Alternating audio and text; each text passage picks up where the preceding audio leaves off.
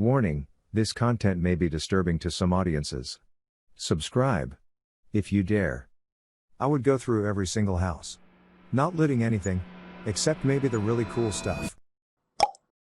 Hey everybody, welcome to ANECDOSED. People ask Reddit.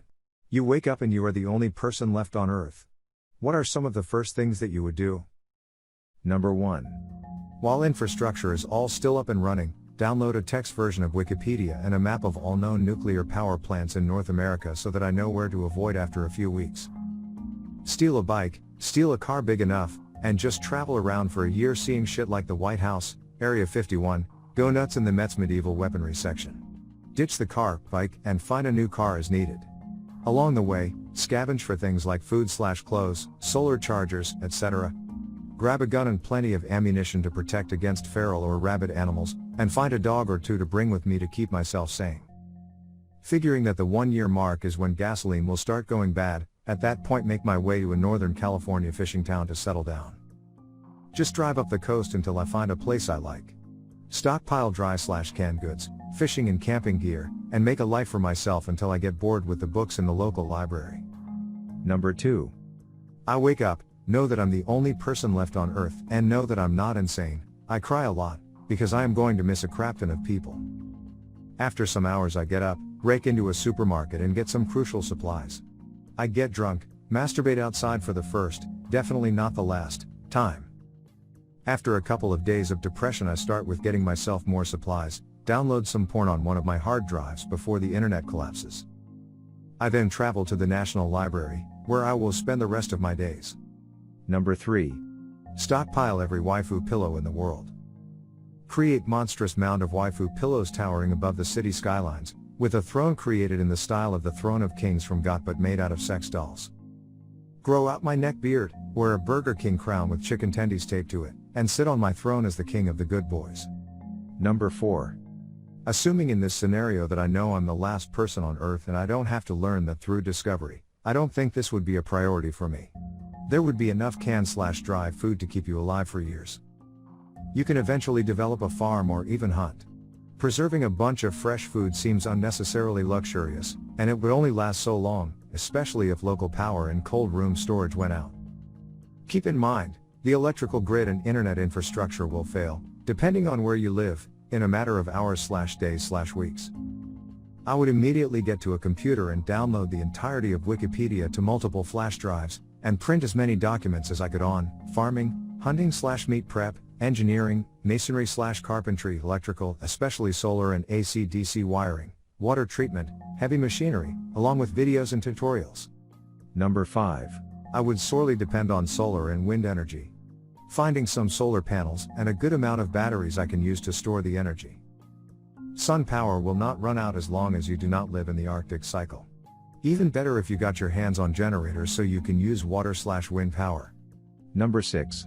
Immediately going through every single house I can humanly go through. Not looting anything, except maybe the really cool stuff, but mostly just to see how other people lived, how they decorated, their house design, etc. Number 7. I think it would be a race to get sustainable prior to services such as electricity and internet going down. In no particular order, and based on where I was. Locate as many portable solar chargers as possible. I already have a few, but the more the better. Hit the Apple Store, steal and set up maybe 4 to 5 iPhones and iPads. Turn off iCloud storage and get as much games, apps, and movies and music as I can on them while the internet is still up. Local electronics store. Steal maybe 4 to 5 top-end laptops. Grab several TB hard drives. Download as many movies/games/entertainment as I can. Yes, I realize this all takes time, but who knows how long these systems can stay up. Locate an Airstream or similar off-grid Sprinter camper van, with solar power and a water heater. Gas it up with a few 5-gallon tanks in the back. Portable shelter will be key initially. Find a dog or several. Weapons. Hit the gun store, we'll need some defenses against aggressive animals, 44 mag, 22, 9mm pistol, 308 rifle, and an AR-15 should do it. Few hundred rounds back up. Hit the grocery store, get some food/water/liquor and load up the Airstream. Number 8. I would wonder where the F my wife went. Check for the car in the garage, still there. Call her, no answer. Call the neighbor, no answer. Call family, no answer. Assume she's collapsed somewhere in the house, and search frantically. Give up and wander outside looking. Call 911, no answer. Wander to neighbors and knock, no answer. Take the car to the nearest police department, find nobody. Finally, I would break. I'd speed back home, entering full panic mode. Where the F is everyone? People don't just disappear. What's happening? Is everyone hiding in their basements, or evacuating the city? Is there severe weather? A nuke? Why won't my wife answer her phone? I check the internet, try calling everyone I know. I drive 30 minutes to my hometown to find family. Nothing. I fall apart. Probably spend the rest of that day crying. The next day I'll drive further. Number 9. A week passes, I have all the food and water I need and I start to get lonely. Just as I start thinking I'll be stuck as the last person on earth, I get a phone call. Maybe it's the government explaining what has happened, or a group of survivors contacting everybody. I answer the phone and hear a female voice, "You are entitled to free health insurance." Number 10. I don't know how to maintain power plants or water plants. I don't know how to farm unless it's a small garden. But then I'm relying on rain. I'd have to get to a decent, non-brutal winter climate that also rains frequently enough to grow stuff. I would probably get a volleyball as a joke but then actually end up losing my mind and start talking to it and listening to what it has to say. Life would be very boring once all the power starts to shut off. Maybe take up archery but it won't matter cause no one knows how good you are. I'd try to become friends with animals, my final aura would be trying to fly an airplane. Turns out I was successful though cause I play flight sims all the time. It was still scary though so I probably won't do it again. I'll hit a huge depression wall, so I'll go to Walgreens and help myself to some medication. At another point I get really bored and teach myself how to hook up solar panels and generators to a small house I broke into so I can watch movies and play video games. So at first I was terrified, but now me and volleyball just hang out and sleep on every day. Which is dumb because solar panels are optimized for the daytime. Now I'm searching around to get some Tesla batteries for my house but it's harder than it sounds. But I have nothing better to do because all the internet servers just crashed and I can't watch YouTube anymore. Number 11. Celebrate. Take an Excedrin and go back to bed. Get up and gather food. Who let the dogs out of the local animal shelter? That would be me. Drive to somewhere where the weather is better. Take over a farm. Raid local pharmacies for my needed medications. Research how to make needed medications. Try to figure out how this happened and what steps are required to further survival. Take a moment to appreciate that many of the headline disasters that the news agencies and activists have been screaming about are now points that are entirely moot. Number 12.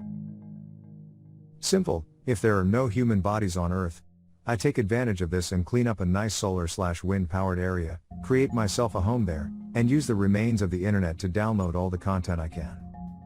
Any game that I want to play, I will have a collection of them in hard drives AF. Watch movies and compact all that I can get and understand onto more hard drives. Read as much as I can, putting all the data onto more hard drives. Have an entire hard drive collection separate for porn. All that I can gather, ranging from vanilla to kinky. If an alien species comes to Earth, they will have a lot of our content already organized because I will have probably headed to NASA to download extreme amounts of content so fast. Number 13. First thing? Well, I'd go to turn on my computer, see the internet down, possibly the power would be down too, doesn't really matter because either thing would send me back to bed. Maybe jack off? Check my phone for the time, decide today's a good day for a lie-in. Generally? Well, I can run a small generator, and there's tons of those right nearby. Job 1 would be food/water, but where I live everyone vanishing would mean I'd have a supply I could never use up that will outlast me, and that's just within walking distance, so non issue. I'd probably just travel the continental US, north and south by season, stealing gasoline and coal and what have you to get power and play video games until I die, I guess. Be very disappointed at the lack of new releases, and if the internet was down immediately be absolutely effing furious that I didn't download as much shit as I could. Still, I could probably break into nice houses and things and find a computer with a torrent program still trying to seed the complete libraries of lots of older systems, and anything newer I could treat as a scavenger hunt.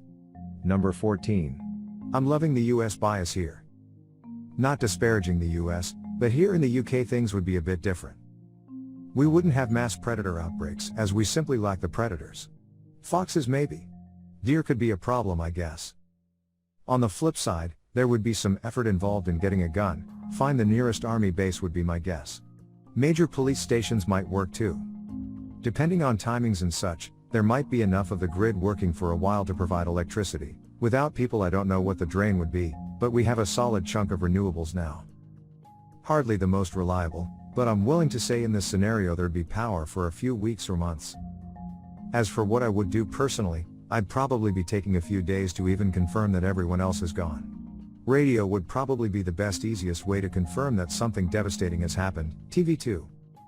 Some long-term planning would be needed, but immediate term needs would be food and water. Next would be a longer-term source of power, I guess. See if I can scrounge up a Tesla, because F it, that would be both cool and practical. Maybe just start with some Ferrari or something though. Number 15. Eventually start venturing a little outside my comfort zone to find more stuff to watch/read/do. If I think about it, I'll try to find a sperm bank and rescue some sperm and start trying to have children with a diverse number of sperm donors, so when they grow older there will be some diversity. Oh yay, early on save some non-spayed or neutered pets so I'm not alone till I can have children. A very real problem will be finding a pharmacy with my medication in stock so I don't go crazy before I'm able to have children. Start a garden cause food is going to start spoiling. Be sad I won't be able to eat frozen dinners anymore. Number 16. I live in a small town. So I would go house to house shutting off all propane tanks and breakers to prevent fires. I would release any pets I find along the way. Once the town is secure, I am heading to Reno to get a Tesla from the factory. There is a solar power plant about 20 miles from my home, so power shouldn't be an issue unless the lines go down.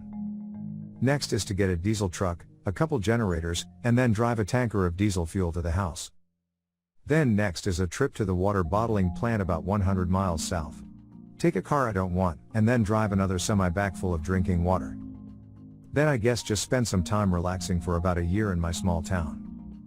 After about a year I'll head to San Diego. I figure most of the fires will be out, the bodies will have stopped stinking, and most of the ecological balance will be starting to settle.